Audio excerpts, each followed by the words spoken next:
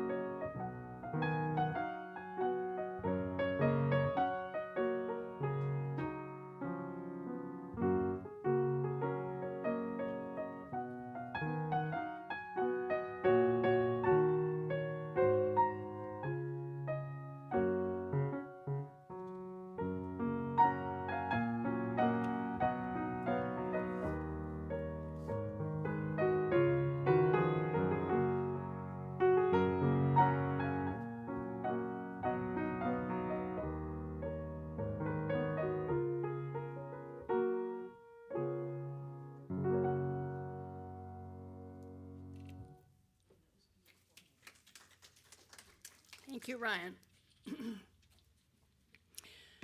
A flame within a chalice is a symbol of Unitarian Universalist faith.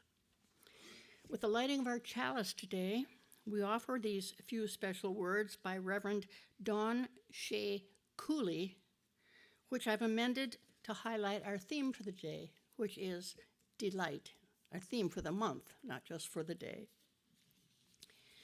We light our chalice this morning, grateful for the delight we experience in this beloved community. May this flame light the way for all who find joy, whatever the circumstances, in living out their core values.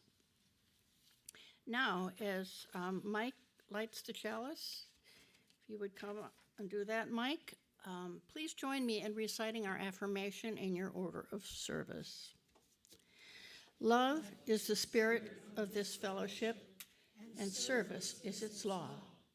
This is our aspiration, to dwell together in peace, to seek truth in love, and to help one another. Let's now join together in singing hymn number 65 in your gray hymnal.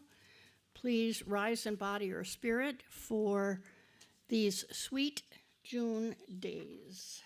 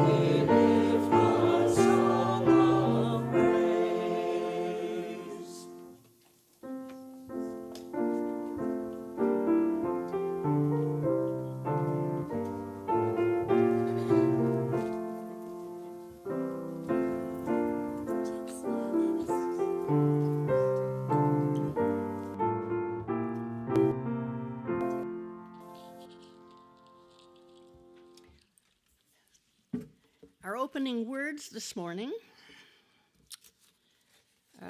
just a moment.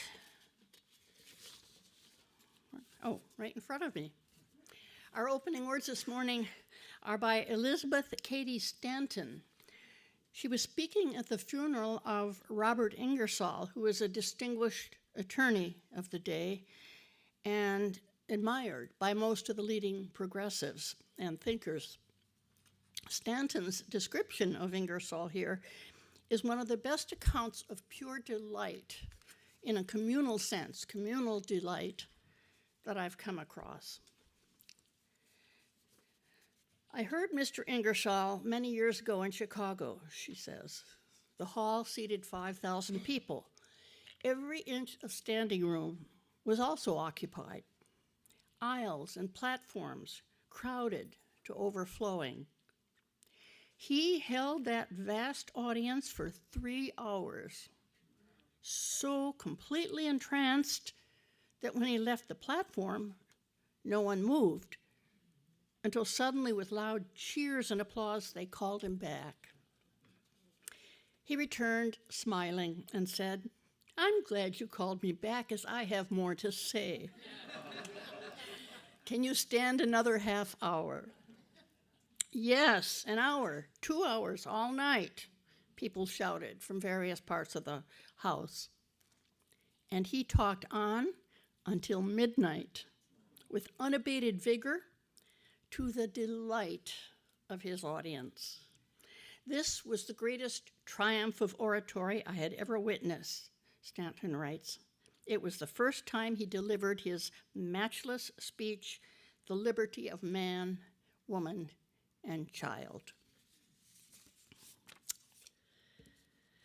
Our tradition here at UUFCC is to share our joys and sorrows and life milestones by entering them into the Book of Life, the Red Book. Oh, Linda's bringing it up. Thank you. She's bringing it up to me, this book, which you can enter your words into when you come to church on Sunday morning. It lives on the back table there to your right as you enter. Or if you don't attend in person, you can email your joys and sorrows to bookoflife@uufcc.org, and the worship associate, in this case, moi, will read them from the pulpit and later on enter them into the book so that there will be a permanent record there. I always open it upside down for some reason. All right, June 25th. This is from Helen. With heavy heart, I want to let you know that Michael Sokolsky died Wednesday night. Helen, our hearts are with you. Another from Carolyn Keller. Jim and I are going to live apart. This is an amicable agreement done with the support of our family. Jim is relocating to Port Charlotte, and I will continue to live in Punta Gorda, next door to Debbie C., who is helpful in caring to me, as much so as she is to the congregation. These are some heavy announcements this morning, as is the next one. Gurio Vincente was at Anytime Fitness Center on Peachland on Thursday afternoon when he went into cardiac arrest. All of his identification was in his pickup, so he was taken to the hospital without ID, and he had to be fingerprinted to determine who he was, and to determine, of course, his next of kin. He's alive. Law enforcement and family are now looking for that pickup. So far, we haven't heard any. Yes, Mary Holly, do. The truck has not been found. It has been found. She's back in town, but it has not been. Oh, it has not been found. So let me tell you, it's a 2001 silver Toyota Tundra, and any help in locating that truck would be greatly appreciated. As of this morning, Christina reports that Gurio's ventilator is out. He knows that he's in the hospital, so he's conscious, or partly so. And doctors are talking of a catheter or a possible stent. It was a nurse also working out at the fitness center who revived him and saved his life. Some wonderful ending to a very sobering announcement.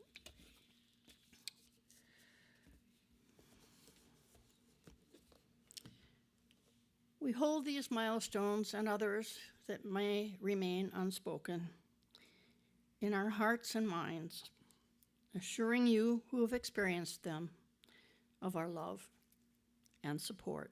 Let's have a few moments of silent meditation.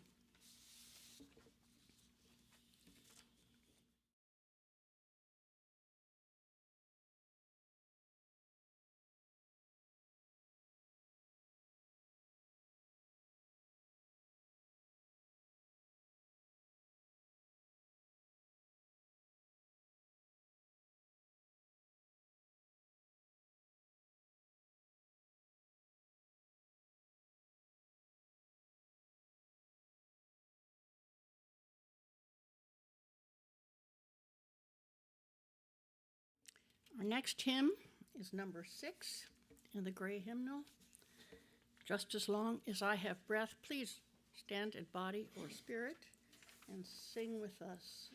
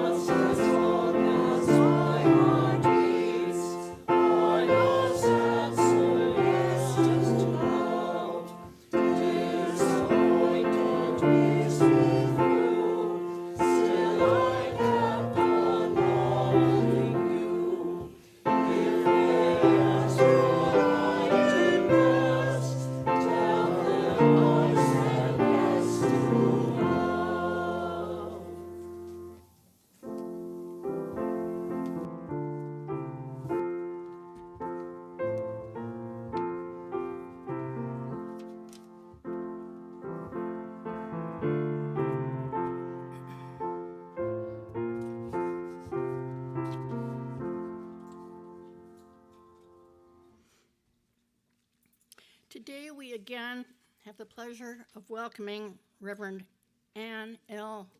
Barker, Doctor of Ministry.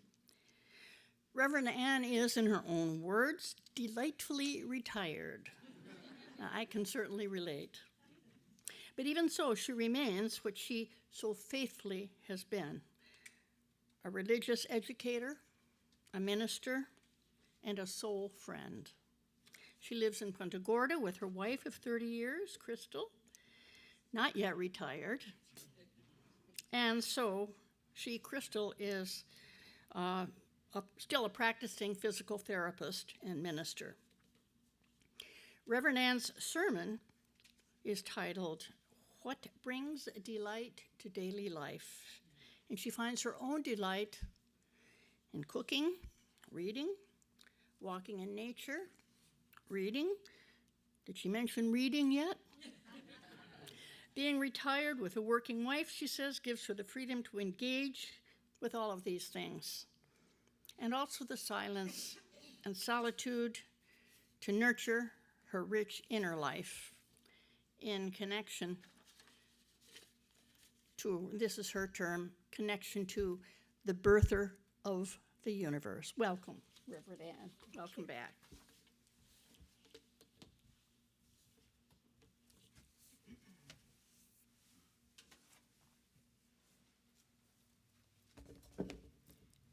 Sit back and relax. I have never preached 3 hours in my life.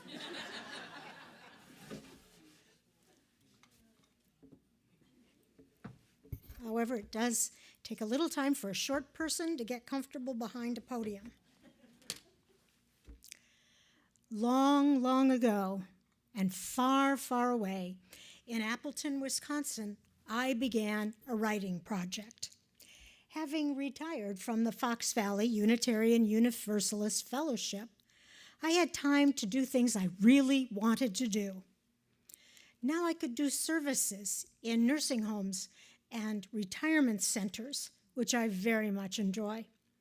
I did weddings, funerals, and baby dedications for people who were not formally churched, and provided spiritual direction, I prefer the term anam cara, for a variety of people, including UUs.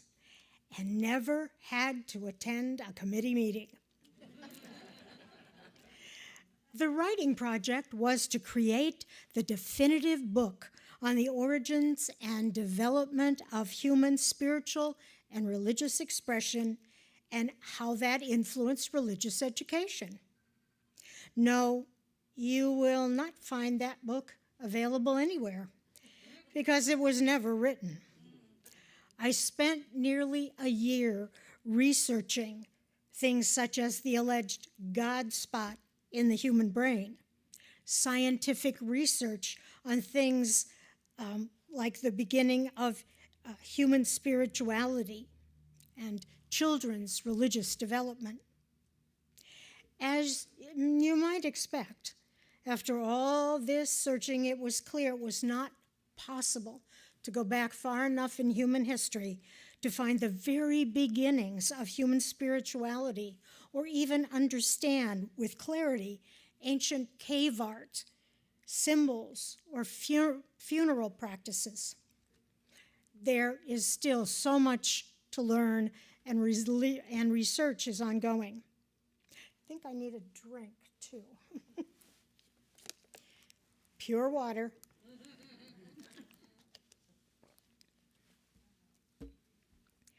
I decided the best I could do is what humans have done for eons: create a story to satisfy myself. And here is how it goes. Once upon a time, say 130,000 years ago, a Neanderthal mother was sitting at the entrance to their cave, nursing her infant.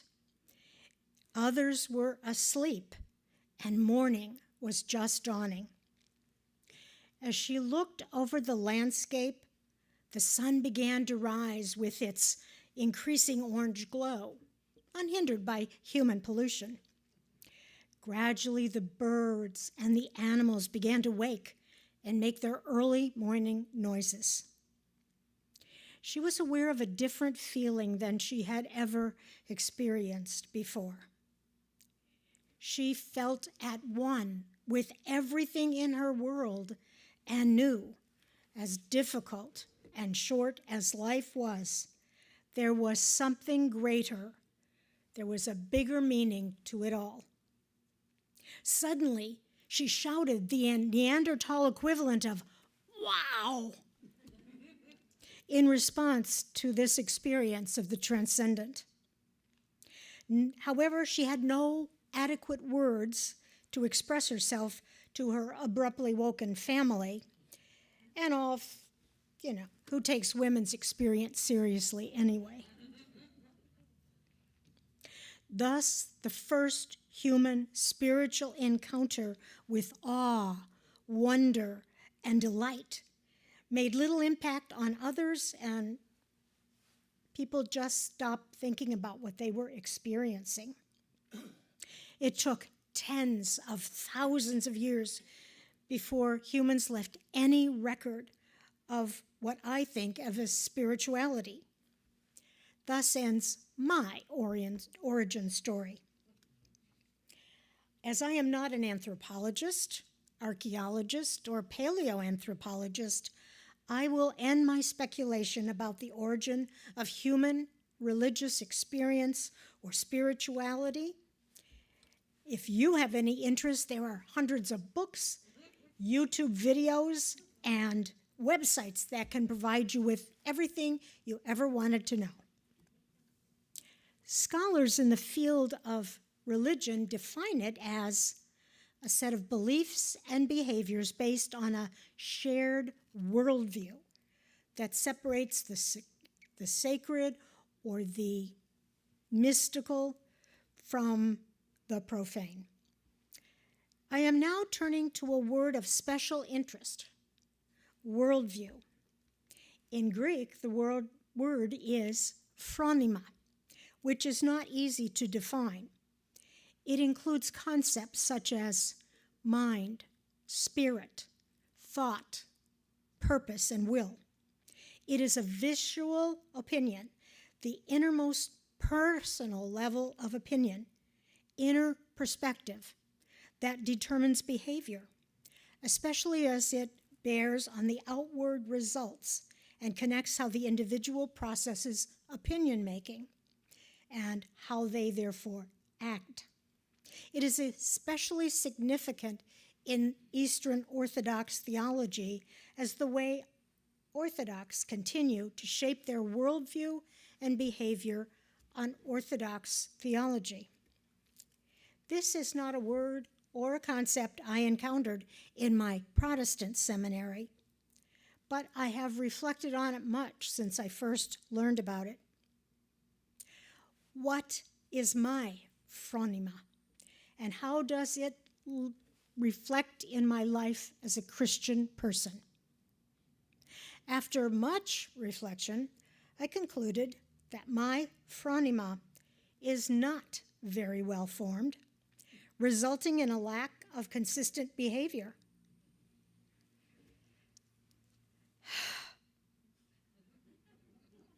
What should it be? Again, after several fits and starts with differing ideas, I concluded I am, as a Christian, to put on the mind of Christ and conform my behavior accordingly. Some Christians may tell you why that is simple and straightforward. I found it to be difficult and requiring a lot of very hard work.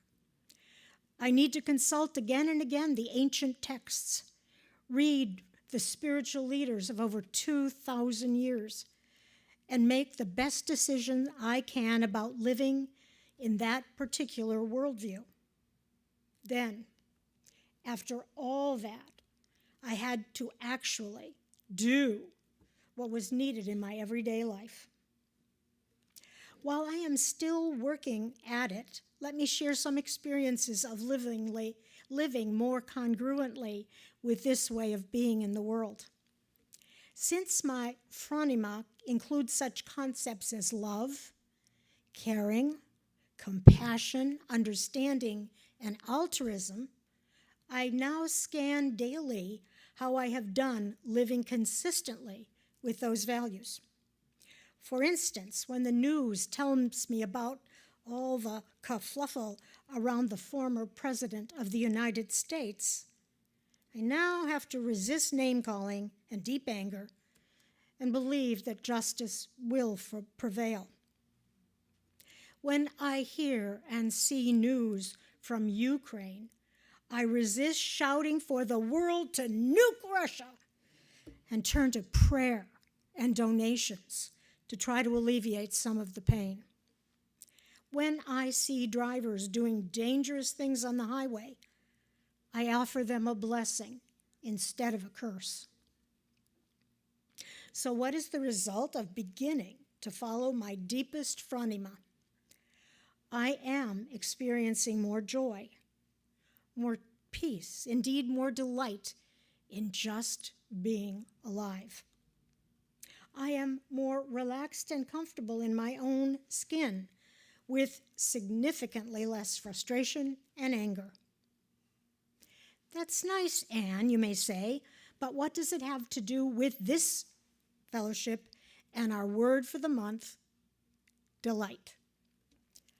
I am convinced by the evidence of science that humans are profoundly spiritual and have been for untold millennia. Our species expended great energy for a very long time to give evidence of our need to create meaningful art, bury our dead with honor and reverence, and gradually create organized religions to provide place for others and ourselves to express our values, awe, and wonder. We have a deep need to ritualize the transitions of life with ceremonies and honor death with sacred rites. I think every human does this in some way, even those who do not believe in God or a goddess or have a specific religion to guide them. My experience in the Appleton Fellowship taught me many things, and among them were those of other phronema who lived out their life in community and the wider world. Several families lived out their Jewish heritage by continuing to celebrate the holidays and practices of Jewish ethics, such as Tikkun Olam, repair of the world. Many no longer believe in the Jewish image of God, but find meaning in some of those rituals. Many members practice Buddhism, meditating daily, meeting in a sangha weekly, as well as going on silent meditative retreats. One member spent a number of years training rigorously to become an ordained Buddhist priest. They taught me the loving kindness meditation, which sends love to all the creatures of the earth in ever-widening circles. I learned the depth and breadth of neo-paganism, especially Wicca. They invited me to participate in a beautiful baby dedication ceremony I will never forget. And I officiated at some neo-pagan wedding handfastings. Native Americans helped me to understand their deep connection to Mother Earth and the traditions of their tribal group. I attended powwows to see their dances and crafts. In a Native American talking circle, I learned that while I was watching Howdy Doody with Princess Summer, Fall, Winter, Spring and Chief Thundercloud and the Lone Ranger with Tonto, Oneida children the same age as I were forced into residential schools. They were tortured physically, mentally, emotionally, and spiritually. At the Onalofty Village in North Carolina, I had an up-close and personal encounter with the recreation of an early Cherokee village, and again saw traditional crafts and dance and the place of women in their society.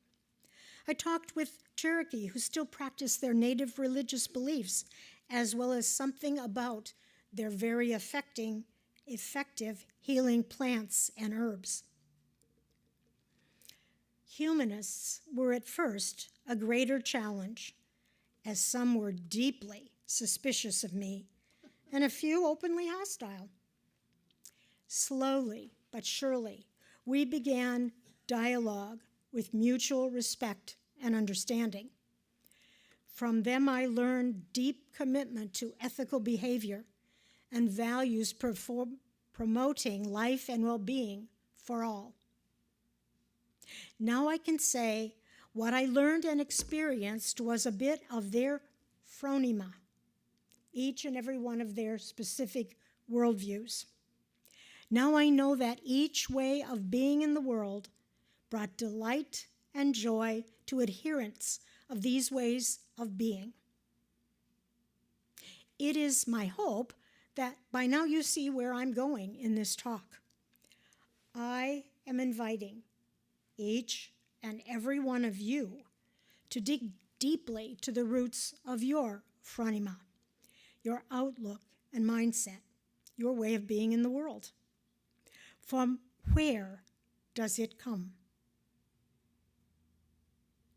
What makes up its values, ethics, and behaviors? Is there special literature that grounds it and gives it meaning? What part do the UU principles and sources play in your ongoing spiritual growth? Do you have, either here or elsewhere, soul friends with whom you can share and discuss your progress and struggles? As you certainly have deduced, I'm assured by the evidence of deep prehistory, as well as the plethora of world religions, that somewhere in our distant human past, we were gifted with or developed a sense of the quest for meaning, purpose, and spirituality. It takes many forms and structures. Often it requires some suspension of personal perspectives and a tense listening to understand differing phronema. It helps us to live with values that support individual, family, and communal well-being. Ultimately, it brings us delight, defined as extreme gratification or pleasure or joy. Not only do we experience this over-the-top happiness, but we can share it with those around us, increasing the sense of delight in the world. UUs are uniquely positioned to share the delight of living congruently with one's values and learning from others. But I have sometimes found UUs are reluctant to talk about their faith with others or invite others to their spiritual community for fear of seeming to be evangelical. But evangelical is not a dirty word. It is about sharing your joy and delight in your spirituality with others. If you think participating in a free and open spiritual community and sharing in each other's growth, you find that a delight in your life, you might actually want to tell others about it. I will leave you with one comment that was shared with me years ago, and you might consider it as a response to an inquiry about your delight in living or where you go to church. Just say, as you might expect, I'm a Unitarian Universalist. And I'm going to take the risk of doing something you usually don't do, because I think we have a few minutes to spare, so just a few minutes. Does anybody have a comment or question or response to what I've said today? I do. Yes, of course. Don't, that's okay, that's okay. I just wanted to say, it's lovely and rich sermon, and it fits so beautifully with what I and several of you are currently doing, which is studying mythology, world mythology, and how the rituals and the spirituality of other cultures are odd to us, but the same ultimately. The same drives, the same feelings. I'm not saying this very well, but it really resonated with me with what I'm currently involved in, as are some of you here. Thank you so much. You are most welcome. There might be other responses. I think I see one back there, and I won't be able to hear you, but Speak loudly. Yes, I was discussing with my ride today the universality, the commonness of primitive religious thoughts, which I have rejected every one of them as being accurate for the whole, because they're all wonderfully mythological, cultural things that I went through as a child, starting Jewish, being challenged on some Jewish concepts, and realizing I'm a universal Unitarianist. And my trepidation at the ripe young age of 78 is, and open heart surgery, is that I'm nervous about this death thing. I don't have an answer, and I want to know, with your experience of all the projections and all of the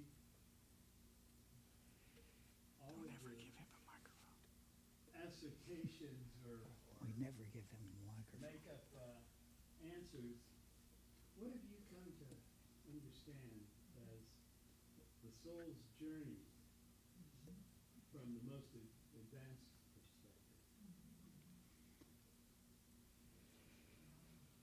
Honestly, I have to say, regarding the continuation of the soul, the mind, the being, I have absolutely no idea for sure.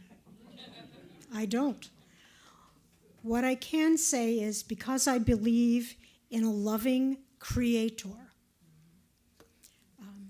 that great universal life force energy that made all we know on this planet, we are in that being's loving embrace.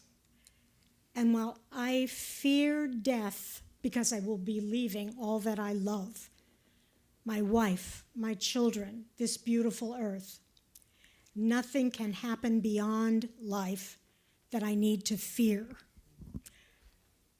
Will I wake up in a heaven? I'm not so sure that will happen. Will I be resurrected on the last day? Maybe. But I will always, and all human beings will always be held in that love. Living or deceased, love is the end, the beginning, and the value of our whole life. And I am absolutely convinced beyond any shadow of death, there is no such place as hell. And if there were, it would be empty anyway.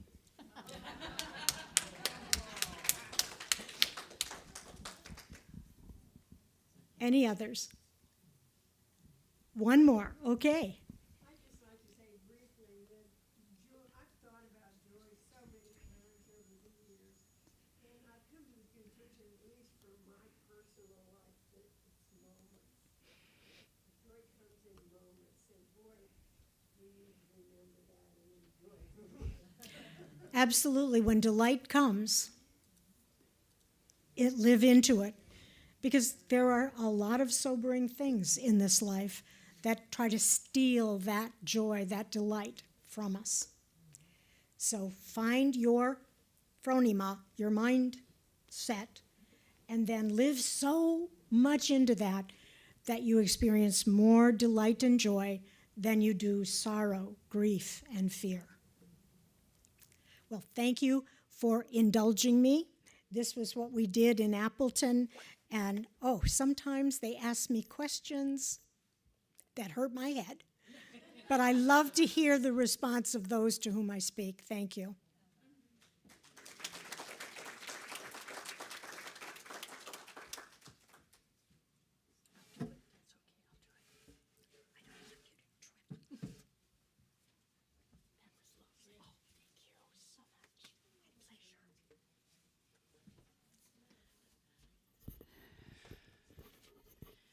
I loved that.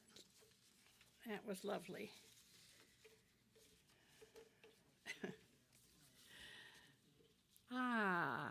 Music. Our final hymn. No, not our penultimate hymn. The one before the final hymn is 10:15 in the Teal hymnal. I know I can.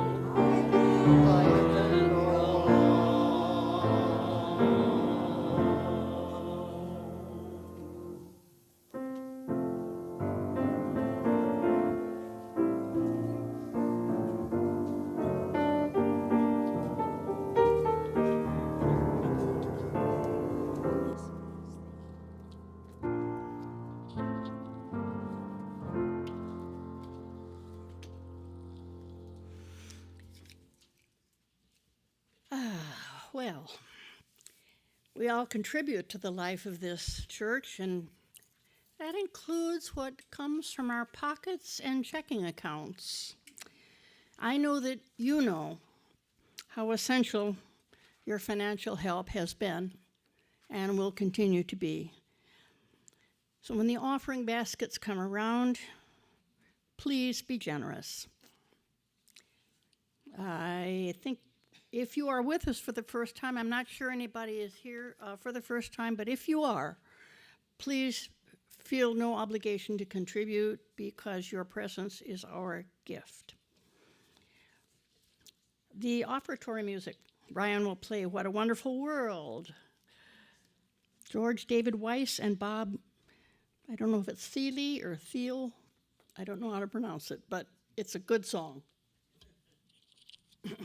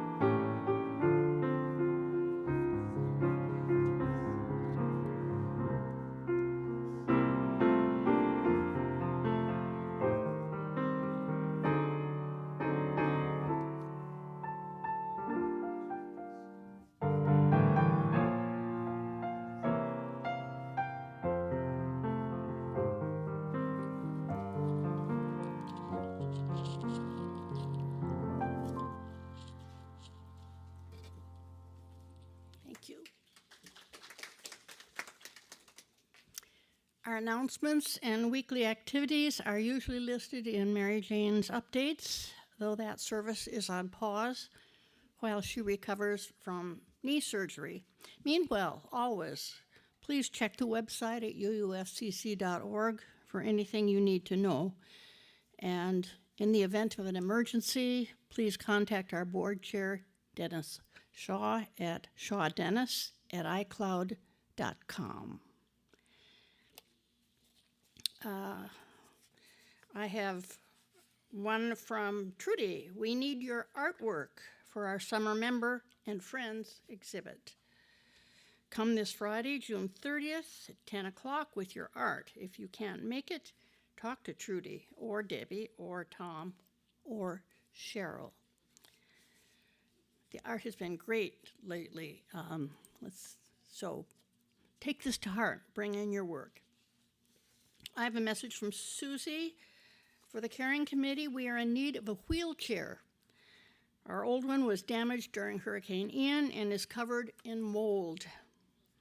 So no replacement has been found either at Goodwill or Fabulous Finds. So if you can help, speak to Susie or others on the caring committee. And I know that Dr. Mike has an announcement for us that he will deliver in person.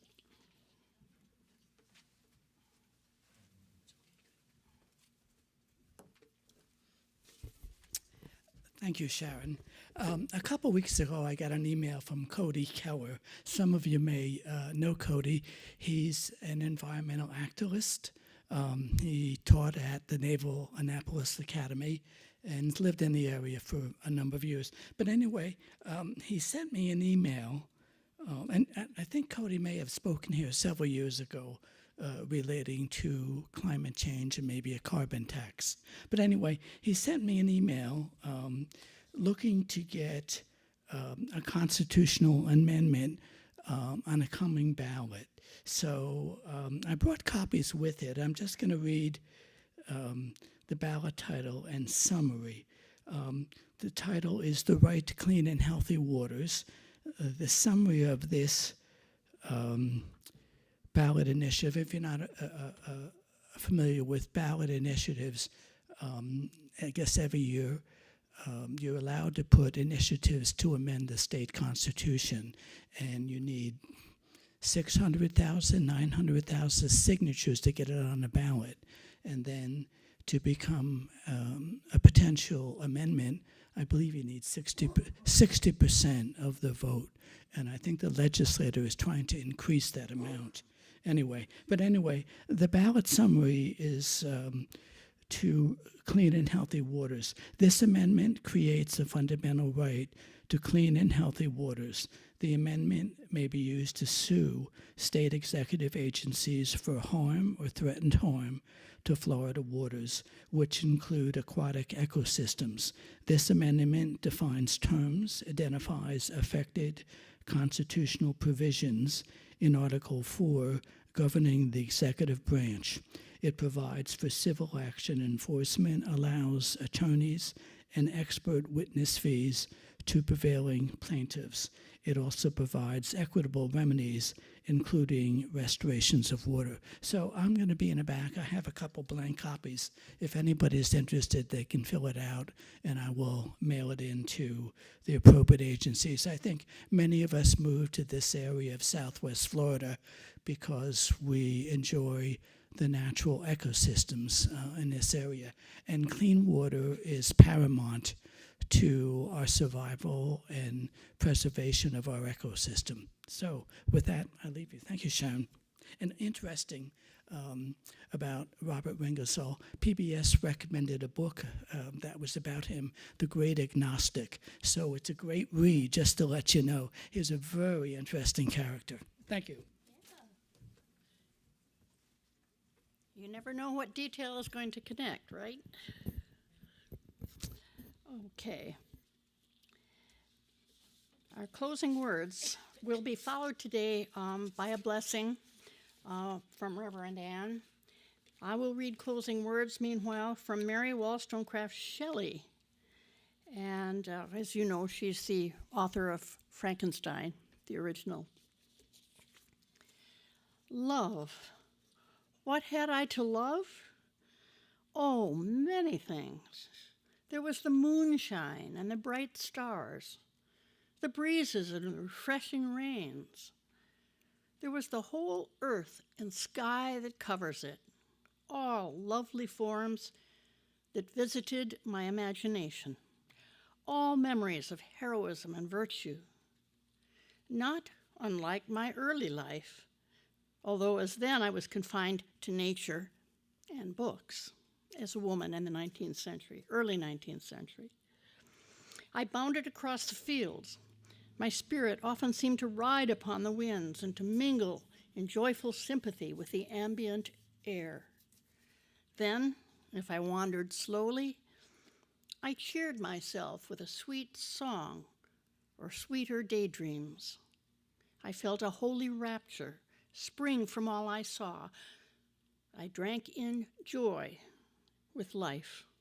My steps were light, my eyes clear from the love that animated them, sought the heavens, and with my long hair loosened in the wind, I gave my body and my mind to sympathy and delight. Reverend Ann.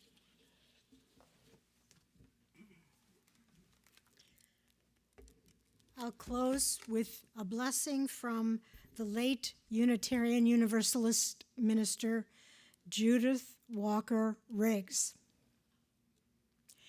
May the power and the mystery go before us to show us the way. shine above us to enlighten our world, lie beneath us to bear us up, walk with us to give us companionship, and glow and flow within us to bring us joy. Amen.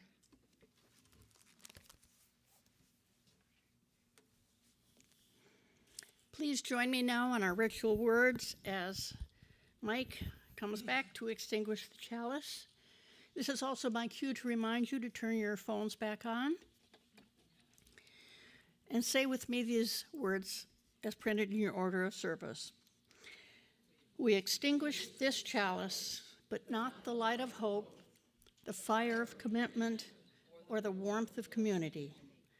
May those ideals shine in our lives and warm our hearts until we are together again. Go now in peace. And our final hymn will be number 1039, Be Thou With Us. Again, please stand in body or spirit.